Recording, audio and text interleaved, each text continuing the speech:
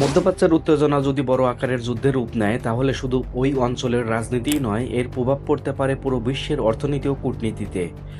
বিশেষ করে এই পরিস্থিতিতে সবচেয়ে বড় চাপের মুখে পড়তে পারেন মার্কিন প্রেসিডেন্ট ডোনাল্ড ট্রাম্প। কিন্তু প্রশ্ন হচ্ছে, যদি এই যুদ্ধ দীর্ঘস্থায়ী হয় তাহলে কার লাভ হবে?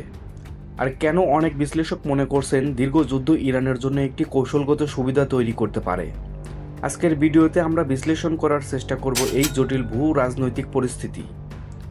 আন্তর্জাতিক রাজনীতি বিশ্লেষকদের মতে বড় আকারের যুদ্ধ দীর্ঘ সময় ধরে চালিয়ে যাওয়া যে কোনো দেশের জন্যই বড় অর্থনৈতিক ও রাজনৈতিক চ্যালেঞ্জ তৈরি করে। যুক্তরাষ্ট্র বিশ্বের সবচেয়ে শক্তিশালী সামরিক শক্তি হলেও দীর্ঘস্থায়ী সংঘাতের ক্ষেত্রে যুদ্ধ পরিচালনার খরচ দ্রুত বেড়ে যেতে পারে। ইতিহাসে আমরা দেখেছি, ইরাক ও আফগানিস্তানের যুদ্ধ যুক্তরাষ্ট্রের অর্থনীতিতে দীর্ঘমেয়াদী প্রভাব ফেলেছিল। তাই যদি মধ্যপ্রাচ্যে নতুন করে দীর্ঘ সংঘাত শুরু হয়, তাহলে যুদ্ধ ব্যয়ের পাশাপাশি রাজনৈতিক চাপও বাড়তে পারে। কারণ মার্কিন জনমত সবসময় দীর্ঘমেয়াদী যুদ্ধকে সমর্থন করে না। এই ধরনের সংঘাত শুধু যুক্তরাষ্ট্র ও ইরানের মধ্যেই সীমাবদ্ধ থাকবে না, মধ্যপ্রাচ্যের অনেক দেশই এই উত্তেজনার প্রভাবের মধ্যে পড়তে পারে। বিশেষ করে উপসাগরীয় অঞ্চলে নিরাপত্তা পরিস্থিতি অস্থিতিশীল হয়ে পড়লে আন্তর্জাতিক বাণিজ্যেও তার প্রভাব পড়তে পারে। বিশ্লেষকরা বলেন, যদি সংঘাত বাড়তে থাকে তাহলে আঞ্চলিক উত্তেজনা আরও ছড়িয়ে পড়ার আশঙ্কা রয়েছে। এই পুরো পরিস্থিতিতে সবচেয়ে গুরুত্বপূর্ণ একটি জায়গা হচ্ছে হরমুজ প্রণালী। বিশ্বের প্রায় 20% অপরিশোধিত তেল এই প্রণালী দিয়ে আন্তর্জাতিক বাজারে সরবরাহ করা হয়। তাই যদি এই গুরুত্বপূর্ণ সমুদ্রপথে কোনো ধরনের বিঘ্ন ঘটে, তাহলে বিশ্বব্যাপী তেলের দাম বাড়তে পারে এবং তার সরাসরি প্রভাব পড়তে পারে বিশ্ব অর্থনীতিতে। এ কারণেই মধ্যপ্রাচ্যের উত্তেজনায় সবসময় শুধু আঞ্চলিক বিষয় থাকে না, এটি বৈশ্বিক উদ্বেগে পরিণত হয়।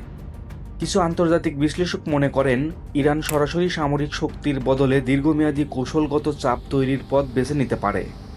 এর লক্ষ্য হতে পারে সংঘাতকে এমন একটি অবস্থায় নিয়ে যাওয়া যেখানে আন্তর্জাতিক সম্প্রদায় যুদ্ধ বন্ধের জন্য আরও সক্রিয় ভূমিকা নিতে বাধ্য হয়।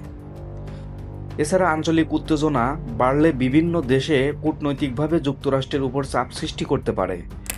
এই পরিস্থিতিতে মার্কিন প্রেসিডেন্টের জন্য সবচেয়ে বড় বিষয় হতে পারে রাজনৈতিক বাস্তবতা। যদি সংঘাত দীর্ঘস্থায়ী হয়, তাহলে অর্থনৈতিক ব্যয় ও আন্তর্জাতিক চাপ দুই দিক থেকেই চ্যালেঞ্জ তৈরি হতে পারে।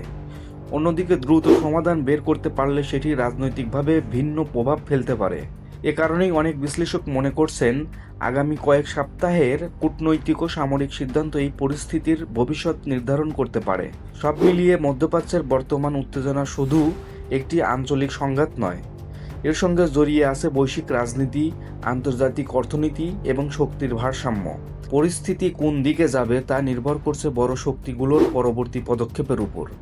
আন্তর্জাতিক রাজনীতি ও জিওপলিটিক্যালস নিয়ে এমন বিশ্লেষণ পেতে সাবস্ক্রাইব করুন বিশ্ব ভূমিকা।